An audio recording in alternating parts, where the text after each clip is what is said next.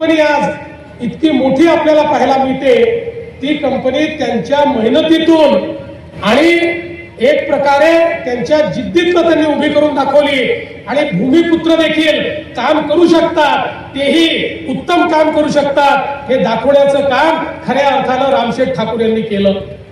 आणि एवढंच नाही तर एकीकडे स्वतःचा व्यवसाय तर सुरू होताच, पण त्यासोबत स्वर्गीय दिबा पाटलांसोबत वेगवेगळ्या आंदोलनामध्ये ज्या प्रकारे रामशेठ ठाकूर त्या ठिकाणी भूमिका निभावत होते, एक एक प्रश्न भूमिपुत्रांचा आपल्याला माहिती आहे 80च्या दशकामध्ये फार काही कायदे नव्हते, कोणाची जमीन उचलली की घेऊन टाकायची, त्याच्यावर सरकारने नाव लावून टाकायचं, त्यांना काही मिळालं तर ठीक, नाही मिळालं तर ठीक, तुम्ही लढत राहा, अशा पद्धतीच्या या परिस्थितीमध्ये त्या ठिकाणी दिबा पाटलांच्या नेतृत्वामध्ये भूमिपुत्रांचा जो लढा झाला त्यात अतिशय प्रमुख भूमिका ही रामशेठ ठाकूर यांनी निभावली आणि टप्प्याटप्प्यानं प्रत्येक आंदोलनामध्ये भूमिपुत्रांना त्यांचे हक्क मिळत गेले। जमिनी मिळाल्या, 12.5% निर्णय झाला, घरांचा निर्णय झाला, नोकऱ्यांचा निर्णय झाला, व्यवसायाचा निर्णय झाला, अशा वेगवेगळ्या गोष्टी या सातत्याने संघर्षाची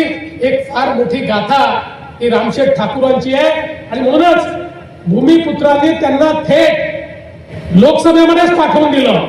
हा असा नेता होता की डायरेक्ट लोकसभेपर्यंत पोहोचला आणि दोन्ही लोकसभेच्या निवडणुकीमध्ये दिग्गजांना त्या ठिकाणी पराभूत करण्याचं काम हे रामशेठ ठाकूर यांनी केलं।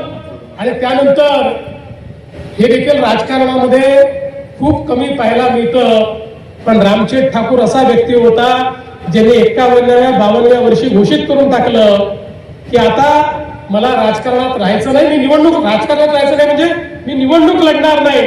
खरं म्हणजे अनेक निवडणुका ते जिंकू शकले असते, पण त्यांनी निर्धार केला, निर्णय केला आणि निर्णय केल्यानंतर मागे वळून बघितलं नाही आणि सातत्याने समाजकार्य ते करत राहिले। आज हा रायगड जिल्ह्यातला जो नवा मुंबईचा सगळा भाग आहे, या भागाच्या विकासामध्ये त्यांचं जे योगदान आहे हे निश्चितपणे आता तर पुढच्या काळामध्ये आपलं सरकार मुंबईपेक्षा सुंदर मुंबई ही या रायगड जिल्ह्यामध्ये आणि नवी मुंबईमध्ये करणार आहे। खरी पुढची मुंबई इथेच होणार आहे। मुंबईचं आणि महाराष्ट्राचं नव्हे तर देशाचं ग्रोथ इंजिन हे असणार आहे।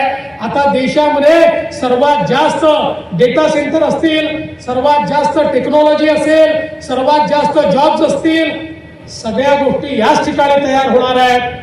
पण जेव्हा जेव्हा या क्षेत्राचा इतिहास लिहिला जाईल, त्या इतिहासामध्ये ठळकपणे जी नावं लिहिली जातील त्यातलं एक नाव हे रामशेठ ठाकूरांचं असेल, हे मात्र या ठिकाणी मी सांगू इच्छितो।